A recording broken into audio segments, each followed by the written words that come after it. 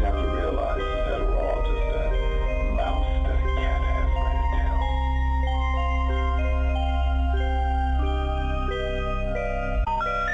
The number you have reached, 911, has been changed to a non-published number.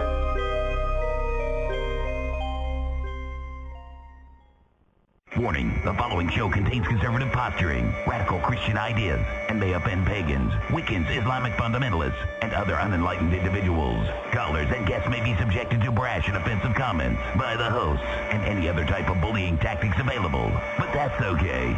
We know why you're here. This concludes this test of the emergency broadcast system. Tonight is Monday, August 25th, 2008.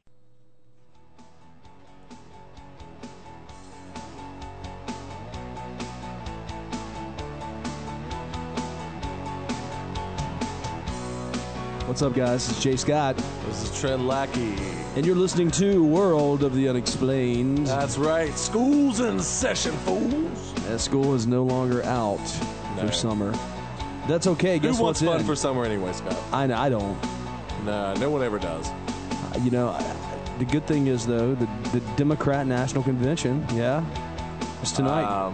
That's why we're going to see a drastic decline in listenership tonight because of the DNC. Probably so. And the Olympics are over. And the Olympics are over. Yeah, it's in tonight. The final night, or was that last night? Yeah, last night. Last night. Yeah, okay. we were ahead, but China got more gold medals. So it's like a Pyrrhic victory, really. We got more medals overall, but they got better medals. It don't matter. We got more, but they got better ones. Yeah, it's strange because really it's the reverse of that, isn't it? You know, don't they have not quite as good stuff, and we got the better stuff? I don't know. They make all our computers, but they have more of less. You know what I'm saying? I'm drawing an analogy there, Scott. I feel you. You know what I mean? Yeah, man. It's like China has more stuff, but it's not quite as good. But we have less stuff, but it's better. You know, but it's reversed with the Olympics. You see? Wow, I'm such a clever fellow. You are. Anyway. That you are. That's why we pay you the big bucks. Minimum wage. Not even that. Not even a pat on the back and good job. I would give you that every now and then. No, okay. Good job, man. Chuck, pat him on the back. I can't reach. Show, great job. Yeah, there we go. All right, Trent. You ever watch Tim and Eric? What? Tim and Eric's awesome show, great job. Oh, yeah. Anyway, no idea what they're talking about. That's funny. Tonight we've got Terry Bane on, the author of Actual Factual Dracula, and an upcoming book, Actual Factual Demons, and then another book about some haunted tales in Greensboro, North Carolina. Greensboro's haunted. Greensboro is haunted. And you're invited. Exactly. I know. So let's not keep her waiting all night. Yeah. Terry, how you doing? Hey, how are you? We're doing good. Me on. Hey, thanks for coming on. We appreciate it. Oh, anytime. I love you guys. Thank you. Thanks. Someone actually loves us. Terry was nice enough to put my blurb on the back of her Actual Factual Dracula. It was book. there. Yeah. Well, your blurb totally rocked, though. It did. It was the best one. Did your cells go down or up? Do you ask if your cells went down or up? It was a very wonderful blurb, and if you would like to hear it, I would be more than happy to read it. So that everyone absolutely. Go ahead. Yes, please. Okay. This is the blurb that Jay wrote for me for my book, Actual Factual Dracula, A Compendium of Vampires. And it is, and I quote, "Finally, a vampire reference that is worthy enough to sit on my bookshelf next to the works of Montague Summers." That's some good stuff. Yeah, you throw in that Montague Summers That's reference. right. Oh, yeah. So only the real in tuned vampire people go, I've got to have that. I'm right. Yeah, because I know. Yeah. Well, people who know who Montague Summers are immediately going to Amazon and buying my book, even as we speak. Yeah. That's awesome. Wow. They Montague Summers. will not be disappointed in it. It's a very good book. No. And that book's available at Amazon.com. Is that on your website as well, Terry? It is. You can go to my website and buy it, or you can go to Amazon and buy it. You can go to your favorite bookstore, and if it's not on the shelf, make them get it for you. Okay, cool. Now, what's at terrybane.com? Theresa Bane. Theresa Bane. Theresa Bane.com. Okay, teresabane.com. Mm-hmm. So what's going on in Greensboro? Well, I have written a book for Schiffer Publishing called Haunted Historic Greensboro. And it covers almost 20 different haunted locations in the city of Greensboro and in the immediate nearby area. Cool. And, it'll be out next spring with Schiffer. And it's awesome. I cover, as the title would imply, there's a lot of historical places in Greensboro. And I didn't even realize it myself until I started doing the research for the book.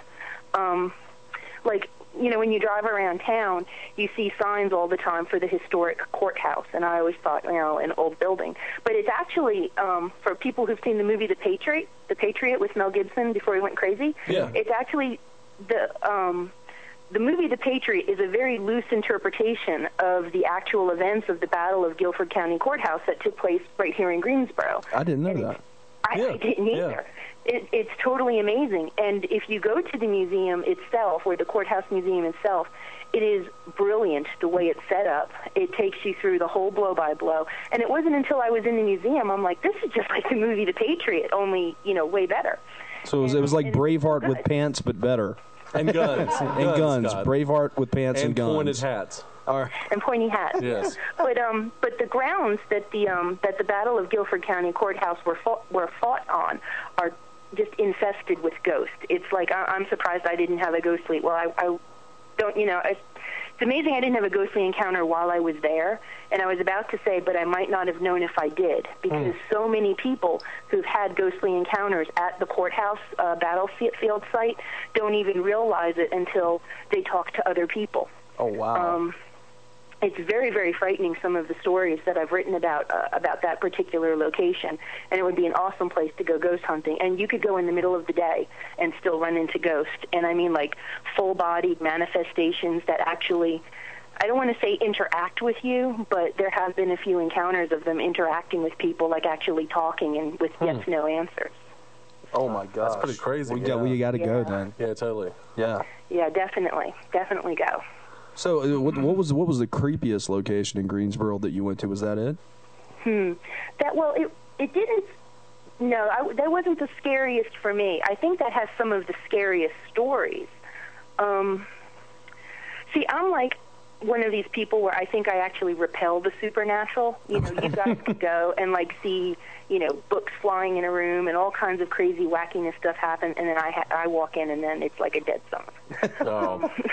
I'm serious. I would love to see even something, just a little bit. But I think one of my favorite places that I went to was the Biltmore Hotel in downtown. The manager gave us a wonderful tour of the place, and that's pretty haunted too. Lots of people have encountered ghosts and heard footsteps and voices and activities, and there was a murder there. I mean, and it has such a rich history. Before it was a hotel, the building was actually Proximity Mill, which the Coen brothers owned, and it goes right back to the founding of the city almost. So there's just tons of history here, tons of it. Now, what about go back to some of the frightening stories at the courthouse? What can you tell us about that? Well, one of the stories happened. You know, there's a lot of reenactment that goes on. A lot of reenactment groups go there, and one of the stories was there's a man there. He didn't want to give his name, so in the book I referred to him as Johnny Walker, which, you know, haha, is also a drink. But he walks the park every day. He's one of these people who go and they walk all the milestones and whatever. And while he was walking, when he got to a certain point, he always takes a drink from a fountain and sits down for a few minutes before continuing. And standing at the bench where he always sat was a guy in full garb. And he goes, "Oh, I didn't know anyone was reenacting at the park today." And the man turned and looked at him and then looked away. And he goes, "Oh, I'm sorry, I didn't realize you were in character already." And the guy looked at him again and gave him a sort of squinty-eyed look and then looked away. And he goes, the jogger went, "Well, I'll just be going then."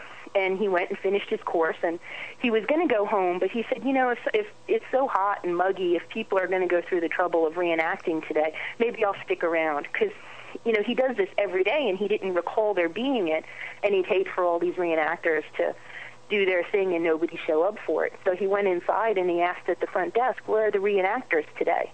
And they said, "There are no reenactors today." And he said, "But I was just talking to one of them out there by the park bench." And they said, "There's nobody in costume here today because, you know, you have to go through the museum to go through the tour." And he said that's when he realized it must have been a ghost. Oh, my gosh. So that's pretty creepy. So it couldn't have just been some dude that jumped the fence in the costume wanting to mess with people? You know, I mean... Scott, that's really... probable, but it seemed like an awful lot of trouble to do. That's me. I do it on the weekend. I'm out there at the Guilford Courthouse. Yeah, Scott really wants to. He goes that dressed extra up in the mile. reenactments. But there are lots of apartment complexes and stuff that have been built over the battlefild site, particularly what's known as the third line, which would have been, the part of the movie where you saw Mel Gibson waving his flag at the end. People in those apartment complexes for years have complained that they've heard gunshots at night, that they've heard horses tearing up and down through the yards, little bits of what can be described as supernatural activity happening in those apartment complexes. So, and lots of people live there. I mean, that whole area is nothing but apartment complexes. So that was your. Now, did you go into High Point in any of this journey? I did. I went down to High Point, and I went to Mendenhall Plantation, and I went, of course, to Lydia's Bridge, because how can you not? Right. Tell me about that.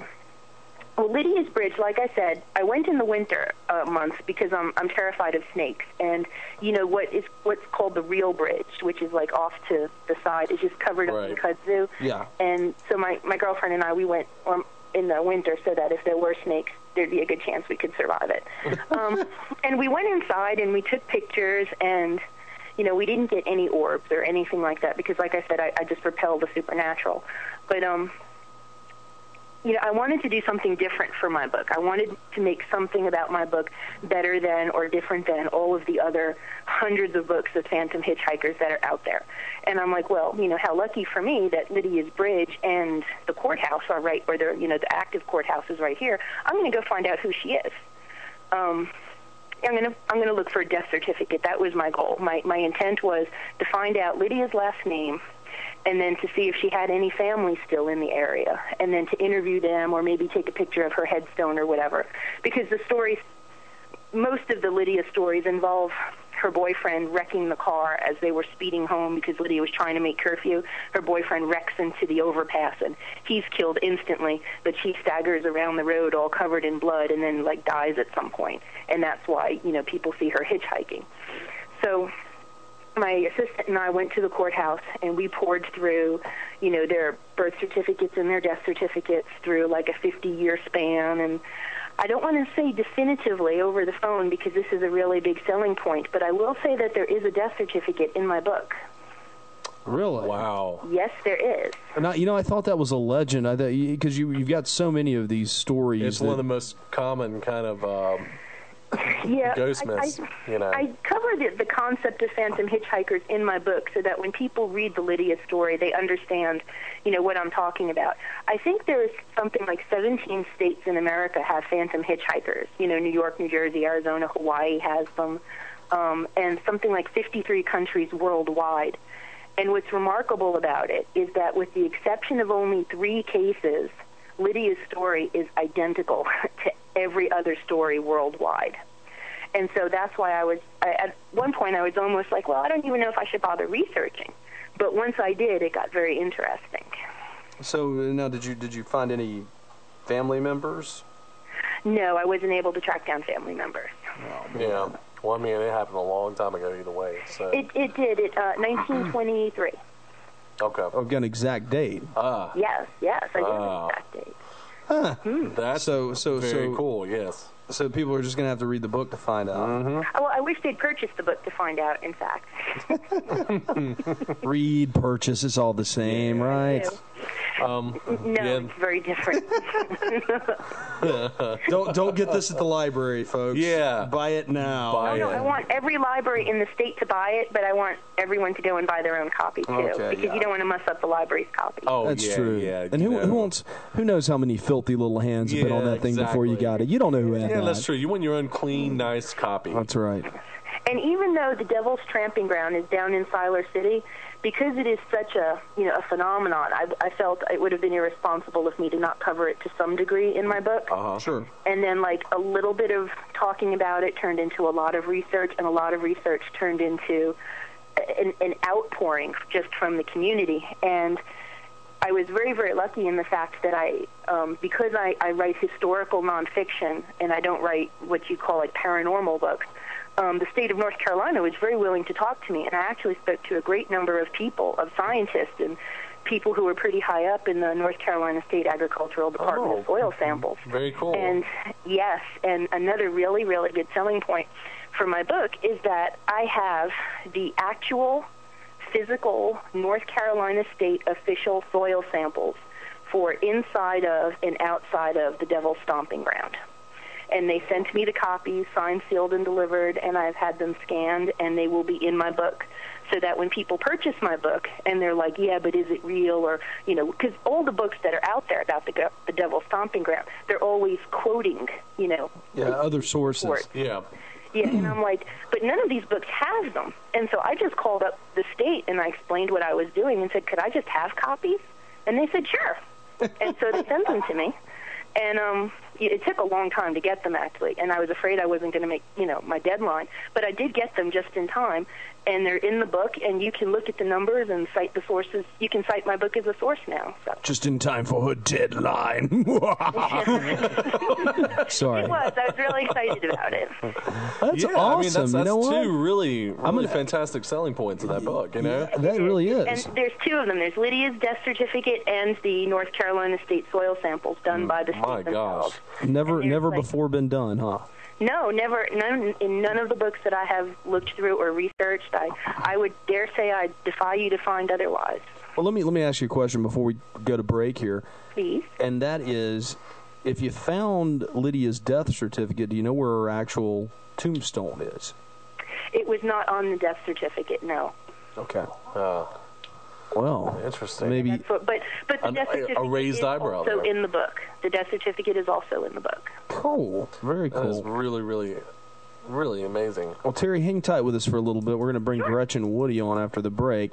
You're listening. Awesome. Yeah, you're listening to World of the Unexplained. Tonight we've got author Terry Bane with us, and you can check out our website, www.theresabane.com, and pick up a copy of Actual Factual Dracula. When we return, we'll talk a little bit about a project upcoming with her and Gretchen, and then we'll spend a little more time with her if we get a chance speaking about actual factual demons. So stick around. We'll be back in just a second.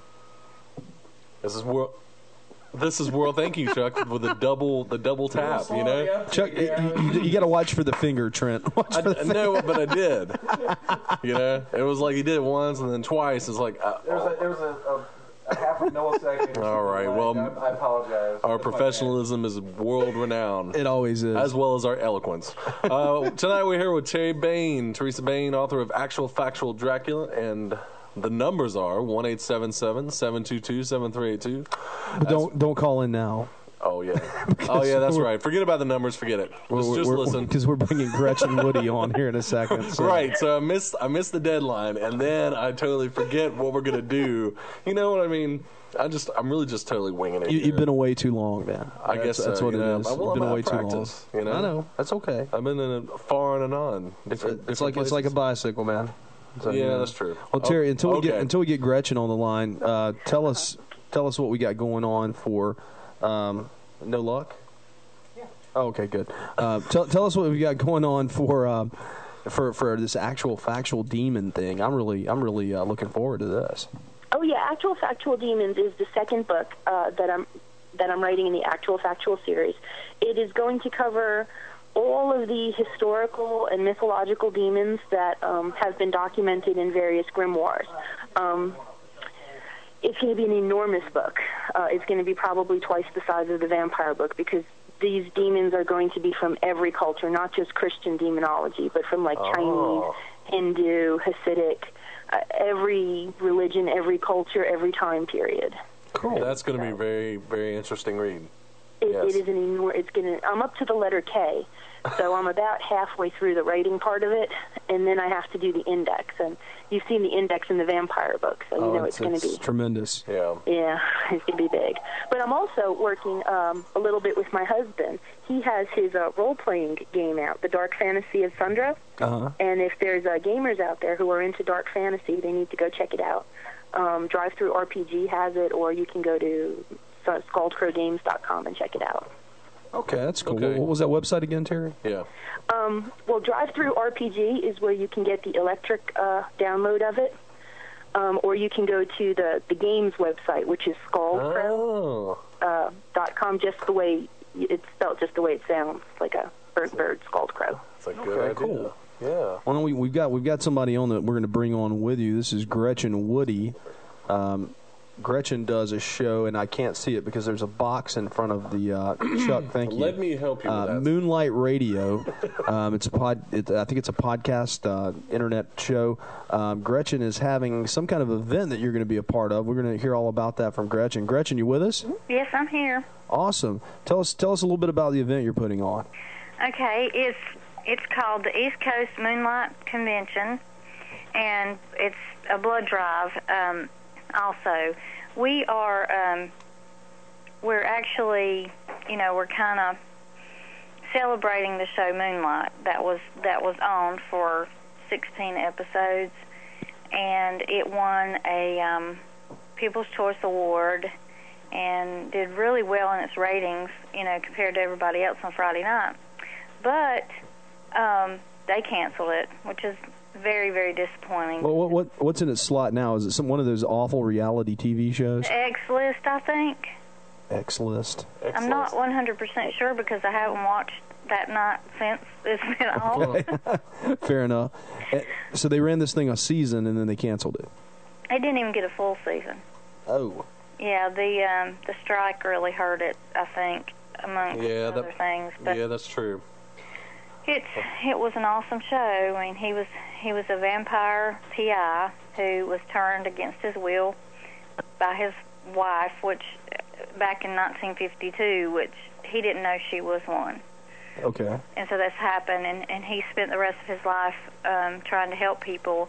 And in 1984, I think it was, he rescued a little girl because his ex-wife decided to kidnap her to get him to, she had this weird sense of happy family because they couldn't have kids, so she was going to make a vampire kid or whatever. Uh-huh. But he ends up watching Beth as she grows, and they've fallen in love. And at the end of it, the very last show, he finally tells her he loves her, and we're like, oh gosh, why couldn't this keep going on? Now, Terry, are you familiar with this show? I am. I've watched a couple episodes of it. Okay. We're on the internetmoviedatabase.com right now looking at it. It said they filmed in Los Angeles. Mm-hmm. Let me see here. Alex O'Loughlin was the guy who played Mick St. John, and he has been in several movies. He had a small part in August Rush. He was the brother in the band. I can't remember what his name was, if anybody remembers. Dee's just handed me a note that said that him and his wife liked the show. He said it was really good. I don't know why I've never heard of this show. Probably because I don't watch that much TV. Yeah, basically. But it was on right after Ghost Whisperer. Okay. But he's actually signed another contract with CBS, and they're going to be working. They're actually right now working on a show for him. Uh-huh. They don't really have everything set up in place, but they're more or less right now paying him to do nothing. Wow, that's pretty nice. Well, I mean, I don't know if it's that, because he is, trying to help them work, I think, figure everything out. I don't know how all that works, but anyway. It says here that CBS announced the show would return April 25th, 2008 for at least 4 new episodes to be part of the show's first season. On May 13th, 2008, CBS announced Moonlight was officially canceled.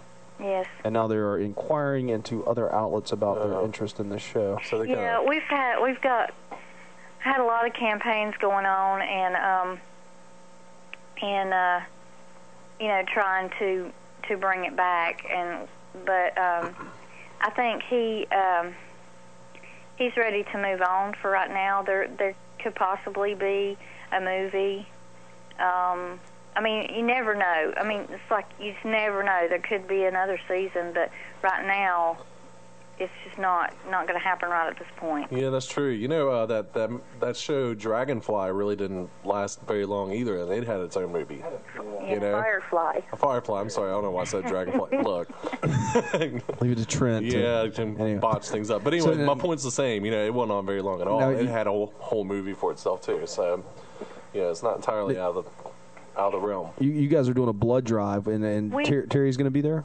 Yes, we are actually going to be, we're having the convention is a Moonlight convention, and back in April, I think it was while they were on hiatus, waiting for the writer's strike to end, Alex O'Loughlin signed on to be the spokesperson for the American Red Cross.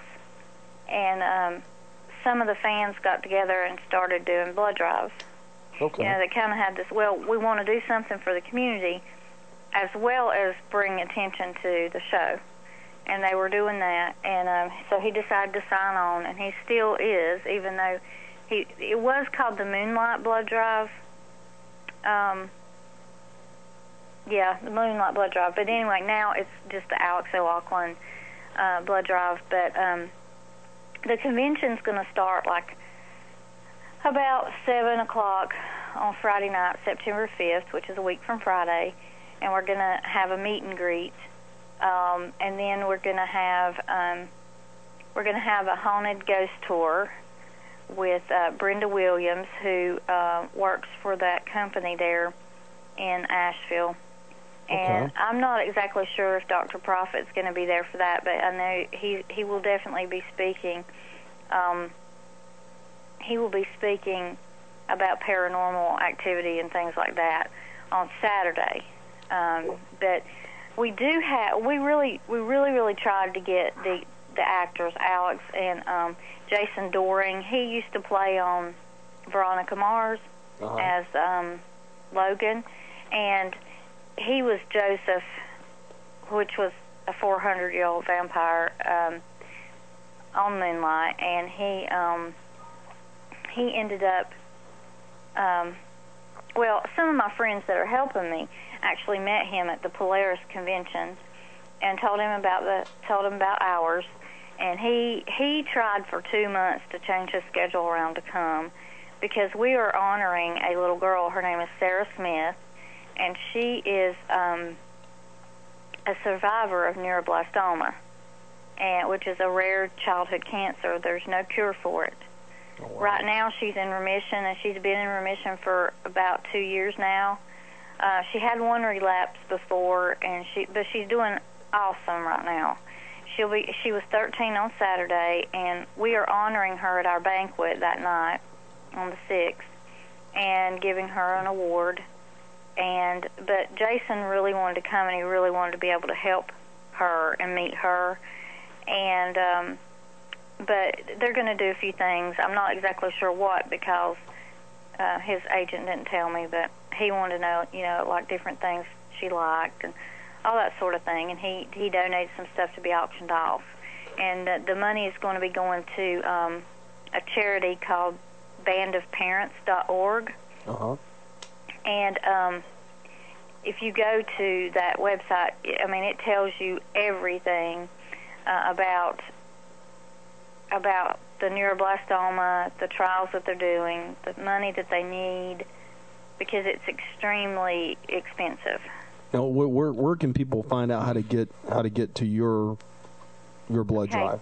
It is, my website is www.eastcoastmoonlightcon.com. www.eastcoastmoonlightcon.com. Okay. And so do you have to register for this event, or can people just show up, or what's? You can show up at the door, but it's going to cost you a little more. Okay. If you want to come, there is a registration form on the website, and you can pay through the website. And you could even, if you can't make it and you want to donate to Sarah, you can do that. This is September 5th, 6th, and 7th at the Doubletree Hotel, Biltmore, Asheville, North Carolina. So, and then you've got con T-shirts for sale starting Monday. That will be today, the 25th. Yes. And let's see what else we've got here. I don't know if she's got those completely ready or not, but I know that she told me last night that she was going to be taken. She was going to have it ready today. Now, today's not over, so I got you, okay. No, but and Sunday morning we'll be doing a couple con things, and then starting at around 1:30, 2 o'clock, the blood drive begins, and it goes through 6 p.m. We need donors. Okay. They are low on, I think it's O negative Okay. or O positive, I can't remember, and both the B negative and B positive.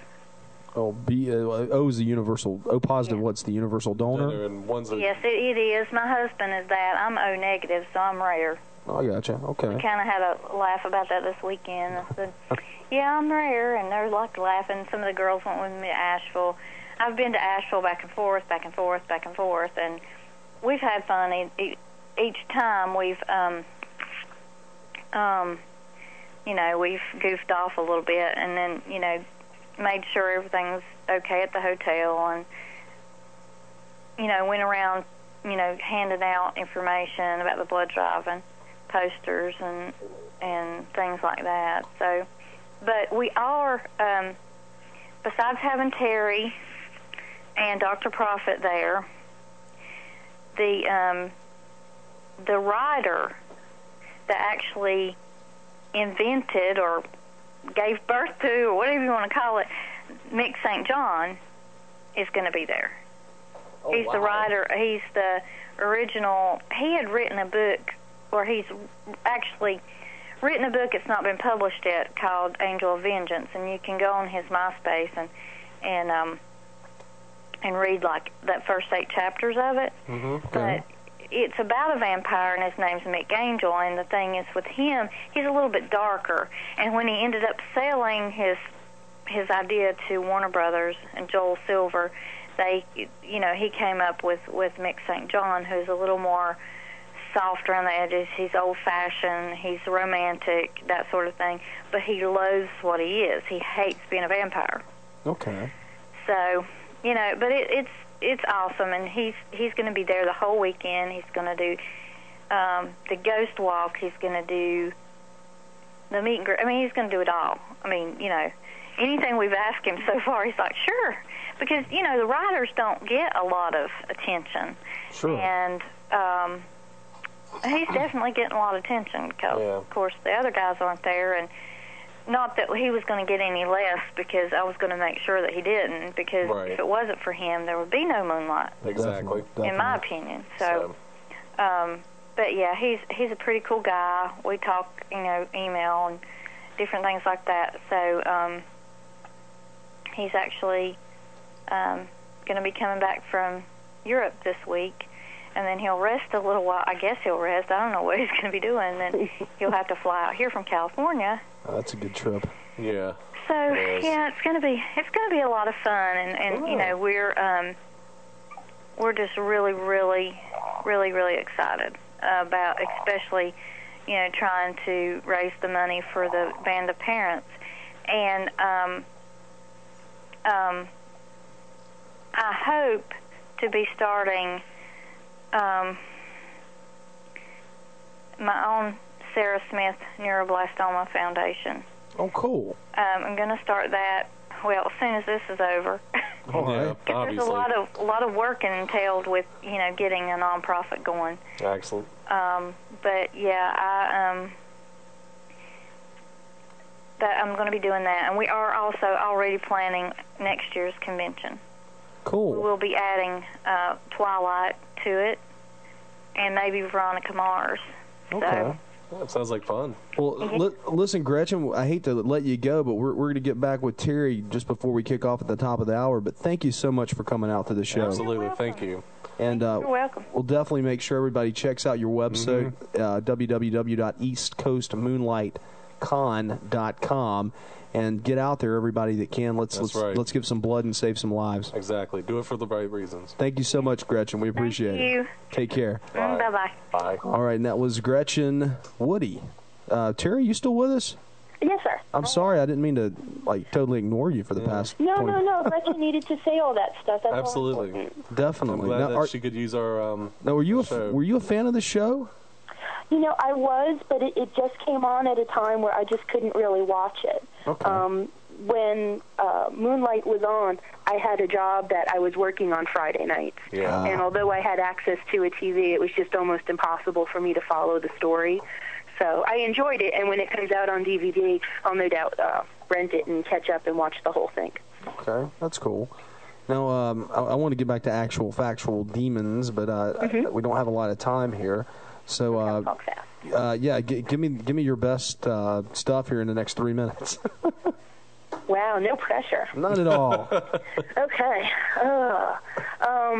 Actual Factual Demons will be a compendium of demons. It will have probably 4,000 or 5,000 demons covered in a field guide format.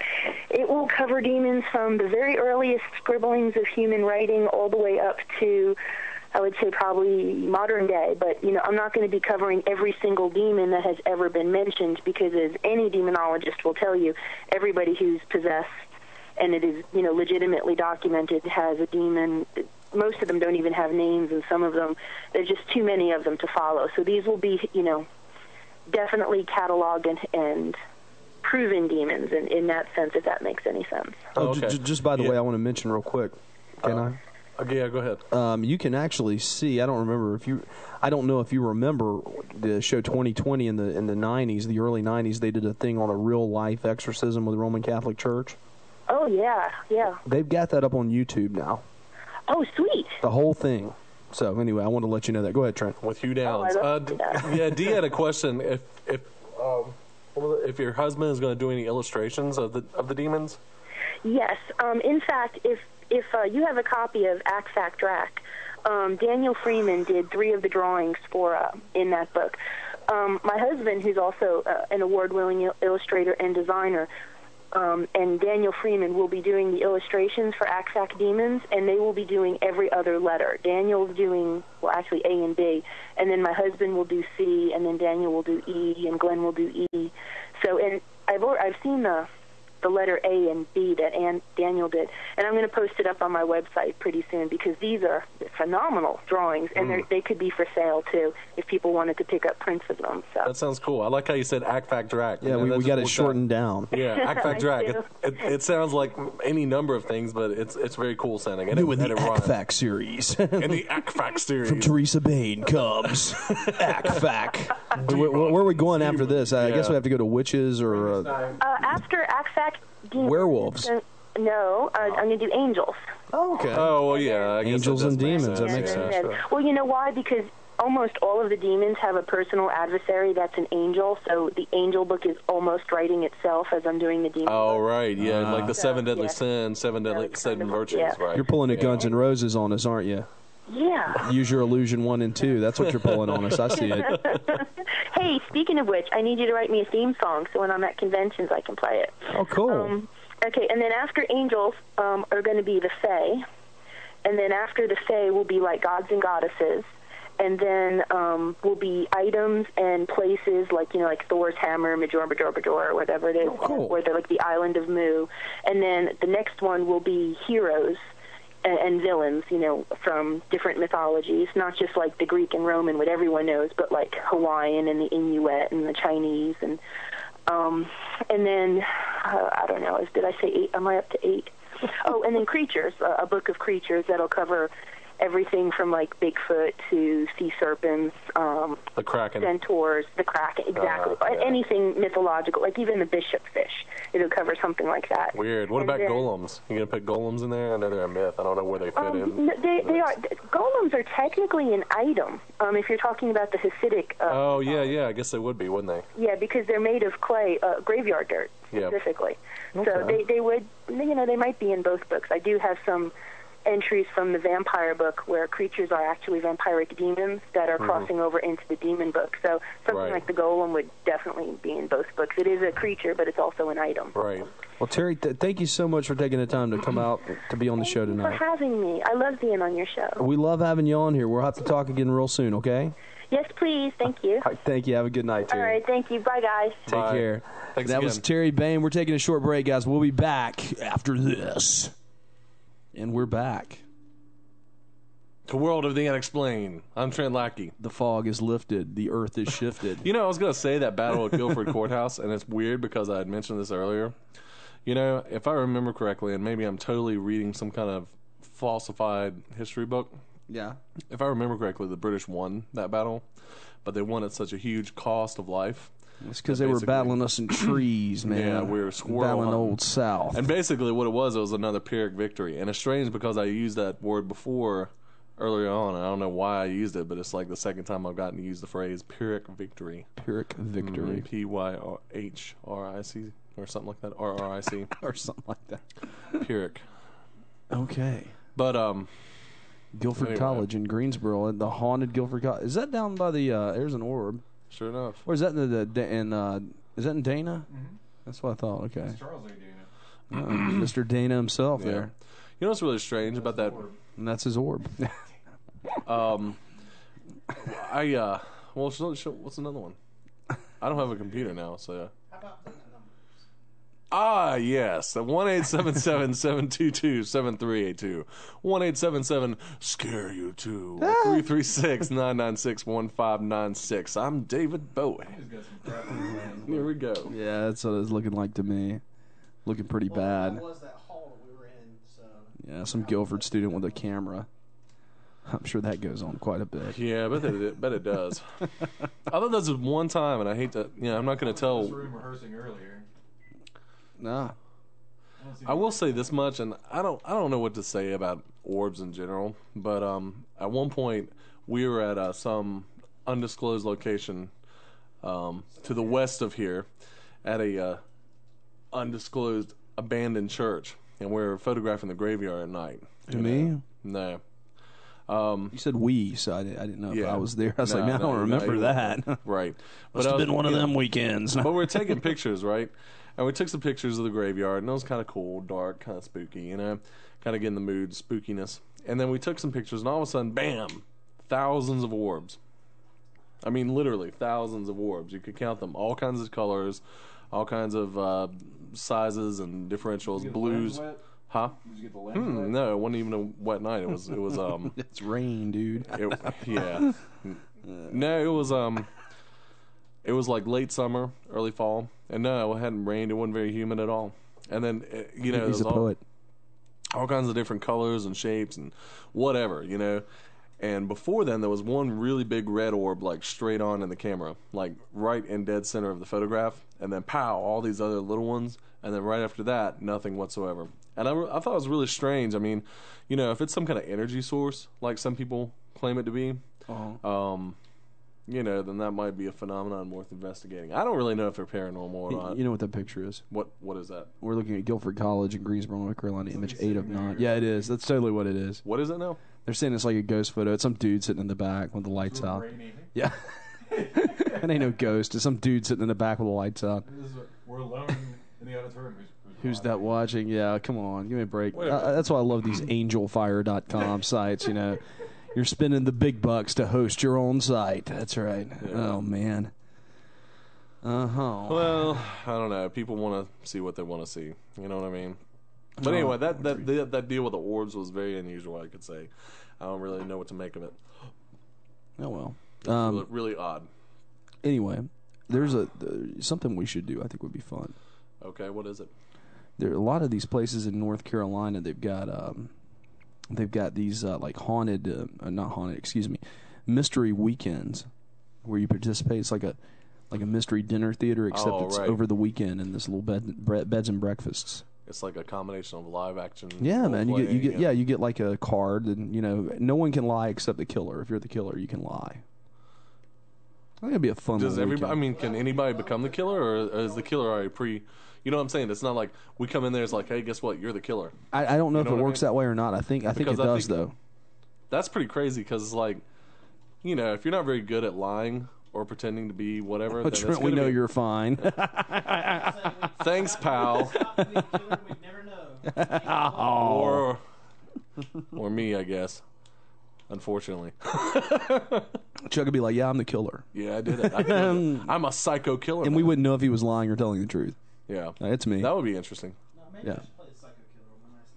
Yeah, you get that. Dee's sporting a new mohawk. It looks good. It is, yes. We have just in time for Christmas. Right. He's got a mohawk. Awesome. Hey, man, if you keep it till Christmas, you know what you've got to do. No, I'm not dying. Oh, come on, man. Just do like red and It'd be awesome. Yeah, and then we could spray some of that like little frosty snow look stuff on the top of it. Just for one night, Yeah, I mean that would be good. You know, you could use that headshot to put on the new whatever they do with the internet, like we did last year. Oh, Yeah, you know, the dancing elves. Oh, That was some funny yeah. stuff, man. That was good. That was a horrible picture of me. So And me too. yeah. Yeah. Oh yeah, perfect for orange and Sleepy black, Hollow. man. For the documentary, you get orange and black. Like, you know, you could share in high school spirit, as well as as well as Halloween. Man, you would be right there. Curses! They all know what high school we came from. And except for Chuck. I can't talk about some of the ideas that have been passed to me from the guys at Sleepy Hollow. I can't talk about it. But they're good. They're really good. Yeah. So we're gonna have a great time up Can't there. talk about it, guys. If you guys want to join us, you can. You know, just head up to Sleepy Hollow this Halloween. We're gonna be there, and the town just explodes with just a ton of Sleepy Hollow, Headless Horseman related events. Yeah, it doesn't necessarily really explode, guys, like with fireworks. Yeah, but or it's whatever, good but, stuff. You know, it's a metaphor, Scott. You gotta make that very clear. I got you, man. You know, I'm no down. real explosions in Sleepy Hollow. Just well, they might have fireworks. Do they have fireworks? I have no idea. That'd be interesting. But all fireworks with like Halloween colors. You know. Yes. I don't know if black fireworks would work well. But you know, I'd be able to see them. I find it interesting. Sorry, I don't know where that Black came fireworks. from. Burning! The sparks are coming down, and you'll see, Too close to- black shapes just flying from the sky. Oh my gosh, that's such a great idea. I can't see, Daddy. Run, son, run! The burning shapes are coming from the sky. The demons have returned. But no, I think it's going to Black be fireworks, bad idea, guys. Oh, by yeah. The Chinese didn't invent that one anyway. Well, they might have. It might be part of their secret way. Daylight fireworks. Daylight Black, fireworks. 'cause, They're black, yeah. That makes Weird. sense. Weird. It would be weird, wouldn't it? Yeah. Yeah. I mean, it's gonna Anyway, it's gonna be fun. A lot of cool stuff planned. We're gonna have a heck of a documentary. It's gonna be a wonderful thing. But we can't talk about any of it really right now. Well, no, I mean, I'm just saying, be there. It's gonna be cool. Yeah. Just kind of leave it. And at that, this is going to be a once in a lifetime. I mean, think of how many times you look back. Because I used to do it when I was a kid. I was like, man, I'd look in the calendars. You remember when they used to publish the phone book and it would have so many years ahead. This is back before you had the computer where you could click on and scroll it up to like 2300 or something. 300 years into the future. Yeah, it was before all that. You had to look at calendars as they made them, and they put them 3-4 years ahead in the front of the phone book. I don't remember this at all, but oh well. Anyway, so I would look through there and I'd be like, when's Halloween going to be on a weekend? Because when you're a little kid, you only got so many of them, and it kind of sucked to be when you were young, it didn't really matter, but it kind of sucked to be a little older and you're getting out there like, man, if it could be on a Friday night, man, that'd be cool. Yeah, because you wouldn't have to go to school. Yeah, or Saturday night, man, we could have this Yeah. party, we could do all these cool Halloween things, and we Right. could stay up late, and that was kind of the whole thing. You could stay up late, we can watch all these movies on TV and. There's all kinds of cool stuff. That whole aura surrounding what was going on, and that's what we've got Friday night this year, Halloween. How often does that really come on? I don't, it'll probably be close to I think every 7 years. Probably, I would think. I'm assuming, and maybe the shift of the leap year. I don't know how it works, but I mean, yeah, but still, it's going to be several years before it happens again. Well, next year, on Saturday. next year it'll be Saturday, I assume. Yeah. Which is just as good. Oh, really. definitely just as good. But to get down there at that location, to be able to have enough days to film that documentary the right way, we'll have it this year. So what are you going to dress up as? I don't know. Batman, I'm thinking this year. I'm thinking about 19 Teen Wolf. No, I'm thinking about 1972 David Bowie from the Ziggy Stardust tour. There we go. And I would go like, I'm David Bowie. And then quote that I'm quoting a very funny comedy series, and you guys may or may not know it, but yeah, or David Bowie from 1986 movie Labyrinth. There you go. That would also be kind of cool too. But it's David Bowie in some way, shape, or form, either that or a Cyberman, which I've been really wanting to do too. Well, when I was in I think David Bowie basically. When I was in law school, I had two really cool kicking Halloween parties. The first one, both of these were at my house. Yeah. The first one I was at your house or not at your house? At my house. Ah, okay. The first one I was a priest, and the second year I was and my Chihuahua Bruiser at the time, he was Dracula. First year. The second year I was the Ghostbuster. And really? yeah, and it came with a little inflatable pack. You have no pictures of this? I do somewhere probably. Oh. I ended up having to take the costume off about 2 hours into the night because my zipper got stuck and I couldn't unzip my pants. So I had to go to the bathroom. I couldn't get it. Yeah, Seriously bad. Yeah, so I just had to change out. But I mean, and Bruiser was a pimp that year. Yeah, Oh, right. It So was he had good a stuff. Crazy hat. No, he was a pimp. Yeah, so you know, I mean, they don't make little Slimer dog outfits. You know, you have to dress them in cat outfits a lot of times because they're Chihuahuas, man. Yeah, they're so they're too small. It's small, like right. you can't get them a dog outfit because it's always too big. Right. That makes sense. Yeah, but yeah, we had some good parties there. Yeah, good that's stuff. true. I think that'd be. Yeah, I've never. Well, there was one Halloween party I remember over at the house over there. Oh, on Main Street. Yeah, yeah. and that was a really awesome party. I think I was Che Guevara that night. But to be I don't honest think I with you, dressed up, did I? To be honest with you, I don't really remember because there's a certain line there where I really don't remember what I was doing. That's because there were 4 kegs of beer. We were 21 years old. There were 4 kegs of beer. I honestly don't remember. And there were like 20 shot stations throughout the house. It was really insane. I remember at some point or another. School of the Arts party, Joe. Yeah. It was good stuff. I mean, we had about 300 people there. But like Che Guevara, that's what it was. Yeah. At least when I started out. And we had that guy that showed up that looked like Kid Rock. I mean, just like Kid Rock. Yeah, that's true. Yeah. Crazy. What are you doing, Shot? Oh, okay. Terminator Salvation. Fine. What is this? This is a new Terminator movie. Oh my God, you're kidding! All these old guys are coming out of retirement, going, "Hey, I can make another indie film. I can make another Terminator film." No, look, guys, just see Batman. See The Dark Knight twice. Scott, have you seen The Dark Knight? Have not. Why not? Just didn't get a chance to go out and see it. We'll go see it on the DVD or whatever. I will. It's beyond good. I've heard that. It really is. It really is. I've heard old Heath Ledger does a great job. Yeah, I thought like it'd get a lot of reviews because he died after he made it, but no, he just plays probably one of the best portrayals of any comic book villain I've ever seen. Period, hands down. And actually, just any kind of archetypal villain. For any I still haven't seen. I still haven't seen the other movie. And Batman's really good too. I'm sorry. I mean, it's all about the Joker, but it's not. What's his name? Christian Bale does a really good job with Bruce Wayne and Batman. You know what I mean? Batman. He does both rather well. I'm sorry, Scott. I jumped over you. I don't remember what movie I was going to say. Iron Man. I still haven't seen that. And I've heard so many wonderful reviews. It's pretty good. Dark Knight's better, but Oh, D's going to have some fighting words over that. Dark Knight better, huh? How about we go to break? Yeah. That's not good. I'm sorry. Hold on. Dark Knight is better in my opinion because it's a real story. It's a real story. Iron Man's just what? a guy. Yeah, they're both comic books, dude. Oh my God. No, I'm saying the story has more How about substance. we go to break? That's what I meant. It has more this substance. is what happens when you don't have a guest lined up for hour 2. Nah, you're right. You know who we need back? What? Who? What? No, I was gonna say who we needed back that would just totally revel in these moments with us. Jason Offit. Oh yeah. We need to just talking about it. We're booked up for September now. You need to get him on for October. Make it part of the October fun. Because Jason's just a lot of fun. Yeah, he really is. We always just have a great time with him. But I don't know. I've been. Oh my gosh! I got another box of ghost books from Schiffer the other day. They're just really multiplying. Yeah, I mean, really, they're multiplying. I think they're trying to cover every city in America. Maybe they are, and that's cool ambitious. Because then you could go back and you could say, hey, if you're wondering about a city for a ghost story, you've got it. Yeah. You've got them all. Yeah, because they're really doing that local color thing. Yeah, and that's cool. That is cool. That is. It's very different. It's a different angle that they're taking. So, good luck to them. You know what I mean? And they've had to spend an enormous amount of money to hit all those. Mm-hmm. That's very true. Any kind of city of any kind of size, really. Yeah. I mean, look, Greensboro. I mean, who would have thought? Yeah. I don't know. Maybe the next thing they could do is cryptid sightings from different cities.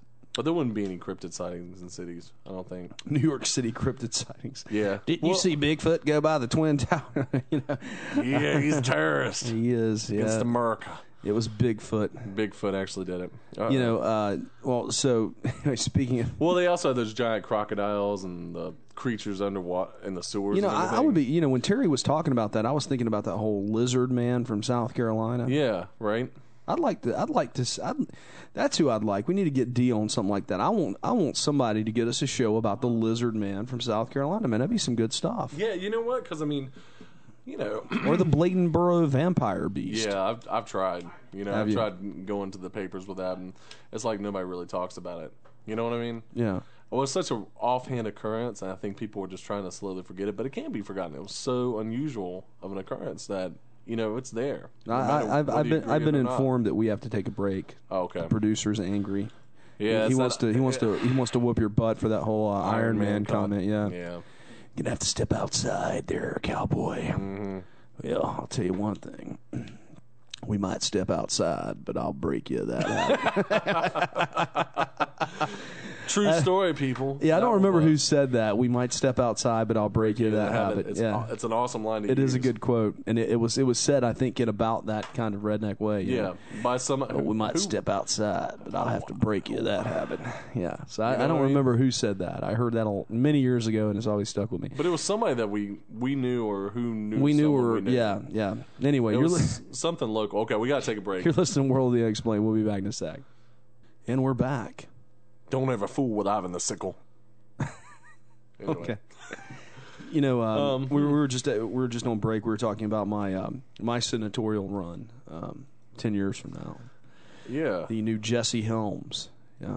Yeah, there's got people calling in. Yeah. Already. It already just started. They heard Jesse Helms. Stop if you can. Listen, I'm you from the future. I bought that time machine and it worked.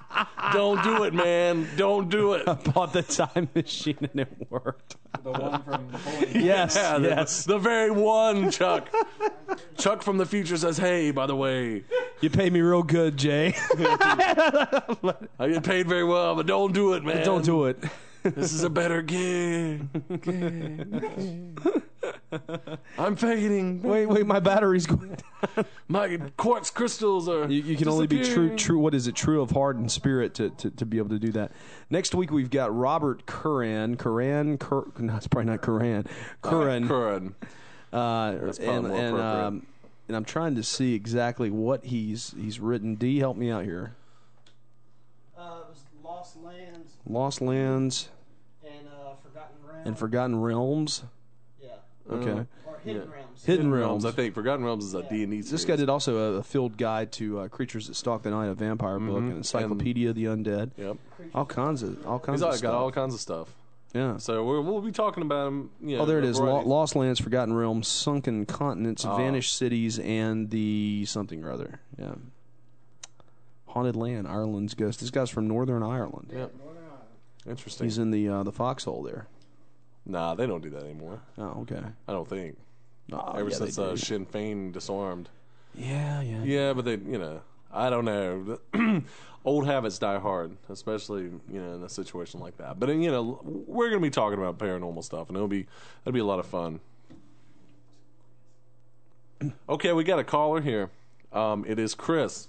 Chris? From Atlanta. And how are you guys doing? Oh, man. Excellent. Long time no hear from you. I know, seriously. What's I going know. on? Yeah, if I have been working like you would not believe, I'm actually looking for a second job. But yeah, I'm just running usually until about 9:30 at night. I just want to let you guys know I was able to finally catch like the second half of the show, and I heard about you all going up to for Halloween, going up to Sleepy Hollow. That's correct. You should go with us. And actually, that's what I'm calling in for. I wish I could go with you guys. I think that would be the biggest hoot on the face of the earth. I'm going to have to see about next Halloween, though. But shameless plug for Atlanta. As it turns out, we have a big rock just east of Atlanta called Stone Mountain. And we will be hosting the 23rd annual tour of Southern Ghosts at Stone Mountain on Halloween. So there will be ghosts, goblins, ghouls, and various other ankle biters out there.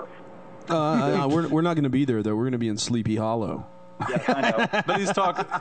Scott. I'm not picking with you, man. I'm picking with you. I will be there, and I'll be giving you guys calls and updates and just generally annoying you because I can't be in Sleepy Hollow. Actually, right. why don't you be... Like wait a minute. man. Why don't you be our field reporter from Atlanta? Because what I'm thinking of doing, I'm still in some calls with some people. What we're trying to do is run the show live on Halloween night, if we can do that, or at least one of the nights during the Halloween weekend. That would be really awesome. I would be more than happy to do that. I guess we could talk about that after the show, and yeah, that'd be great to set that up. Mm-hmm. I would be. You could be our field correspondent in Atlanta, Georgia. The man on the scene. That'll be me. You can count on me. That would be awesome, man. How you been? Yeah, I know. Well, busy, obviously. Yeah, I've been busy. The Olympics actually got me into this fantastic frame of mind, and I am running roughly 3 to 5.5 miles every day. Excellent, excellent. The Olympics are very inspirational. I watch that people run that thing, and I'm like, God, man, that looks hard. And the hurdles scare me, actually. I'm terrified for me and for them, really. Let me see. I actually got to go see both Iron Man and The Dark Knight. Sorry about that little word of war. You don't have to tell which one you think is better. You know. Oh, go ahead. I want to know. Yeah, okay. In all honesty, they both have their own pros and cons. Well, what a Barack Obama answer. If you want just a sadistic graphic novel, then you've got to watch Dark Knight. If you want the movie version of the 1960s TV show, then you got to watch Batman. You got to watch the original with Jack Nicholson. You know, but I thought that Jack Nicholson brought a dark kind of. Jack Nicholson? I really do. I think Tim Burton did the first one. Yeah, well, that's true. I think Jack did bring a dark, kind of creepy aura to the Joker that you'd never seen before until then. Michael Keaton's a creepy man. But you never got to see the sadistic, evil, twisted, sinister mind that Keith Ledger brings. Now, granted, that's someone else's writing, but I mean, some of the stuff he comes up with is just amazing, and his portrayal and his characterization, it's truly impressive. And pretty frightening in a lot of ways. Didn't he talk to Jack about the role? That I have no idea about. I don't know. Okay, I thought I'd heard that. I know that he spent like a month, trying to develop the character, like shut off from the world basically to create this new version. But well, it's sad that that he didn't get to see the fruition of that effort. So. I don't know. I mean, I guess you're right, Chris. It depends on what kind of a Batman you want to see. I always particularly thought that Batman would follow this more darker image. But, I thought the TV show from the 60s was way off track. But that's just my opinion.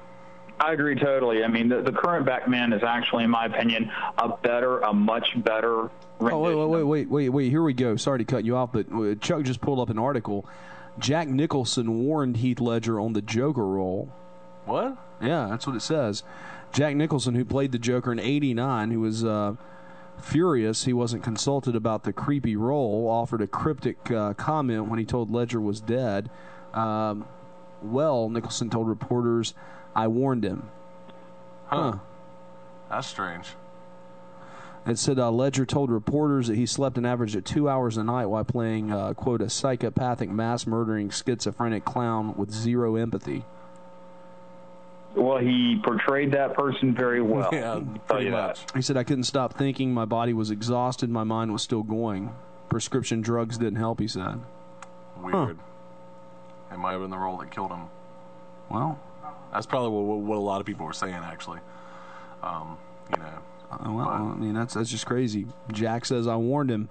Yeah. How do you think the Dark Knight versus Iron Man is obviously, it's apples and oranges.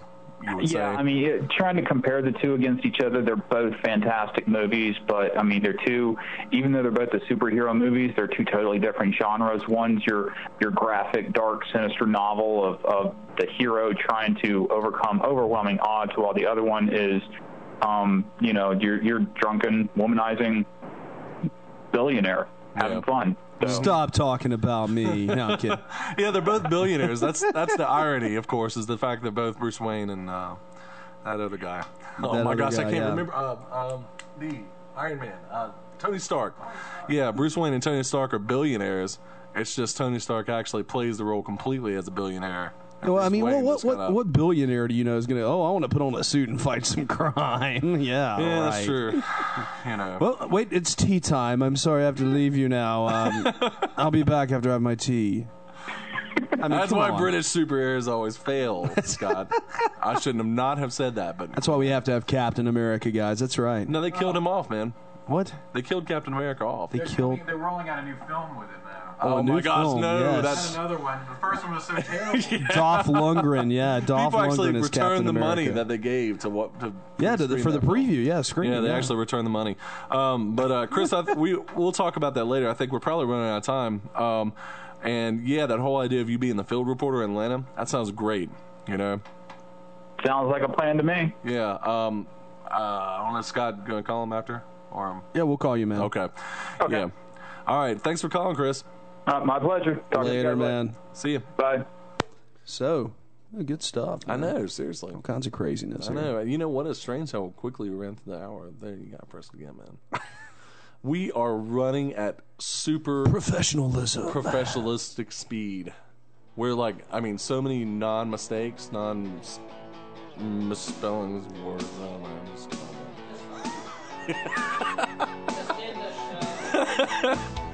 I think that's about right. Man, I'm just completely out of whack. Well, we got a minute and 5 seconds left. I think I'll finish it with a what? What is this you're pointing at? You sell this. Bob's Grin next week. Stone Mountain 23rd annual tour of Southern Ghost, October 15th through 19th, 22nd through 26th, and 29th through 31st at the Antebellum Plantation. We're not going to be there though. We're going to be in Sleepy Hollow. Our field correspondent will be there though. Chris from Atlanta. So if you can't make it to Sleepy Hollow, at least make it down to Atlanta. Yeah. Thanks again to Terry Bane and Gretchen Woody. Good luck with her convention later on. This is Jay Scott, your only JD DJ on the OmniSound Radio 1 network. This is Trey Lackey. We're coming to you from Kernersville, North Carolina, a small town where we talk about big things. Chuck, lead us out. We out.